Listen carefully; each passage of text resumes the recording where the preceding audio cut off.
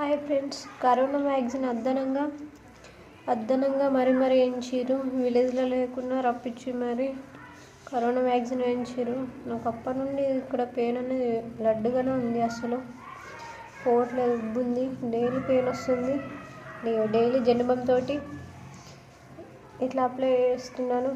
Daily everyday Zandu Balm పెట్టినంత అవుతలేదు. ఒకసారి టెస్ట్లు చేయించుకుంటా అసలు ఏమైందో. ఇక్కడ చూడండి, ఇంకా వాపు ఉంది. నేను ఒకటే డోస్ వేయించుకున్నాను, అందుకే భయంతో.